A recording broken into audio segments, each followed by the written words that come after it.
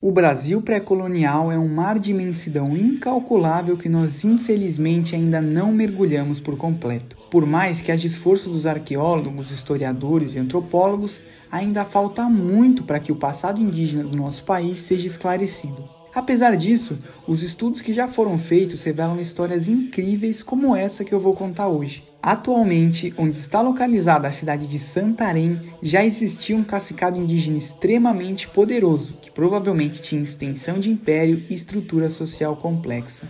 Quer saber mais? Vem entender essa história.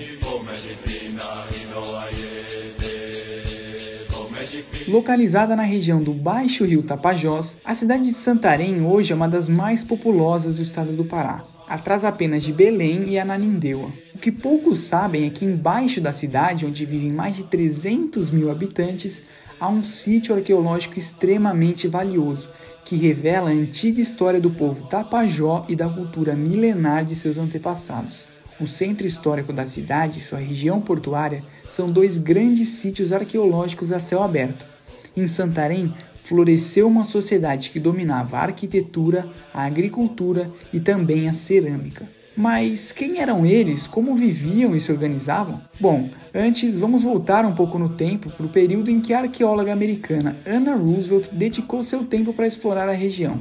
A partir da década de 80, a pesquisadora da Universidade de Illinois estudou diversas camadas arqueológicas da região e abriu caminho para que novas pesquisas fossem realizadas dali para frente. Nesse período, foram achados objetos de cerâmica com idade de 7 a 8 mil anos, além de datações candidatas às mais antigas evidências de presença humana na Amazônia, com até 10 mil anos de idade. Com base em análises arqueológicas e relatos de documentos coloniais, Anna Roosevelt passou a defender a existência de uma poderosa chefia ribeirinha na região de Santarém, um povo guerreiro que teria exigido tributos de uma quantidade incontável de tribos. E cabe ressaltar, muito do que eu estou falando aqui é baseado no livro 1499, O Brasil Antes de Cabral, escrito por Reinaldo José Lopes. O link para dar uma olhada está aqui na descrição do vídeo. Bom, voltando, acredita-se que essa chefia ribeirinha era dos índios Tapajó, que, segundo os documentos coloniais, não falavam nenhuma variante do tupi, porque para catequizar aqueles índios, foi necessário primeiro traduzir a Bíblia do tupi para o idioma deles. Nas fontes do século XVII, produzidas por portugueses e espanhóis, há várias menções ao talento dos tapajós de esculpir em madeira, fazer tecido de algodão e manejar veneno para uso bélico. Eles tinham o costume de temperar a comida dos inimigos e empapar as pontas das suas flechas com substâncias muito venenosas. E é daí que surge a concepção de que os Tapajó eram ótimos guerreiros e mantinham certo domínio na região, até pelos relatos de capturas de escravos em tribos vizinhas. Dentro da sociedade, eles praticavam o endocanibalismo, ou seja, quando alguém morria, os membros da família esperavam a carne apodrecer para depois moer e consumir os ossos do falecido. O endo vem justamente porque quem comia sua carne era alguém de dentro do seu círculo social e familiar, né? Mas não é só de relatos que se sustenta a grandeza dos Tapajó. Como eu já disse antes, os estudos arqueológicos também indicam isso.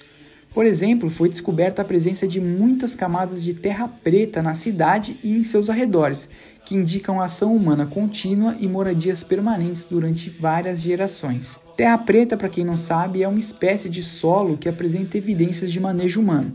Em outras palavras, é um solo antropogênico, mais fértil que o solo da Amazônia e que pode ser encontrado em diversos locais na América com antiga presença indígena. Os estudos com terra preta fizeram Anna Roosevelt estimar que a chefia ribeirinha de Santarém teria ocupado aproximadamente 15 km², com complexidade e escala urbana. Há sinais, inclusive, de que os Tapajós e seus ancestrais ocuparam esses territórios com lavouras, estradas e até represas, que serviam não só para o abastecimento de água, como também para a criação de peixes. A cerâmica também é algo que ressalta a importância da sociedade tapajônica.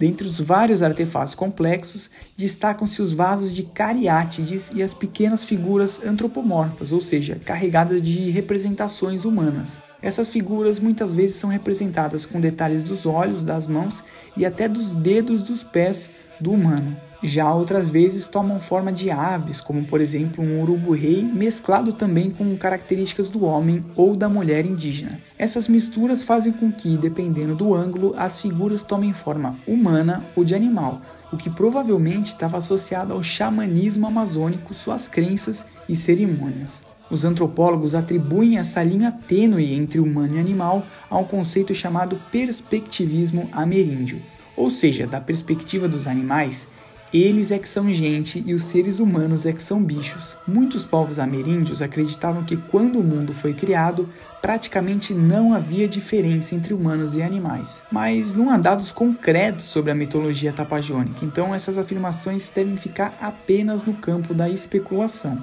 Mas fato é que foram encontrados diversos vasos com cabeça de onça, jacaré, decorações de sapo, macaco e muitos outros animais, o que reforça essa ideia do perspectivismo ameríndio. Outro artefato que vale mencionar são os muiraquitãs, pequenos objetos de pedra jadeíto-amazonita que costumam ter a forma de um sapo ou de uma rã estilizados. Os pequenos sapos muito bem trabalhados são uma arte belíssima e parecem ter funcionado como marcadores de prestígio numa vasta região do continente americano. Os muiraquitãs, inclusive, foram integrados em redes de troca que iam até o Mar do Caribe. Todas essas artes podem ser usadas como indicativo da complexidade econômica dos Tapajós e dos ocupantes originais de Santarém. Fazer cerâmica um muiraquitã exige muito tempo e especialização.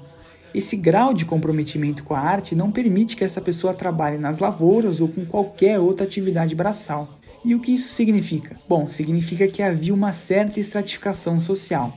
Enquanto a maioria da população trabalhava para produzir mandioca brava e milho, alguns podiam se ocupar exclusivamente da fabricação de objetos refinados de cerâmica. Mas, como em todo campo de estudos, existem discordâncias e diferentes interpretações do que foi encontrado em Santarém. Há quem discorde, por exemplo, da hipótese de que os Tapajós eram expansionistas. A arqueóloga especialista em cultura pré-colombiana Denise Chan acredita que não havia uma hierarquia clara entre as povoações da região, porque, segundo ela, todas produziam um método de cerâmica semelhante e com igual prestígio. O que se sabe com certeza é que nós conhecemos apenas uma minúscula parcela do que foi a cultura tapajônica. A falta de verba, problemas judiciais e conflitos de interesse impedem que os estudos nos sítios de Santarém sejam feitos com tranquilidade. Como já foi dito, a zona portuária da cidade é uma área riquíssima em termos de arqueologia, mas não é simples de ser estudada. Muito do que temos hoje foi coletado no sítio arqueológico do município de Monte Alegre, muito perto de Santarém.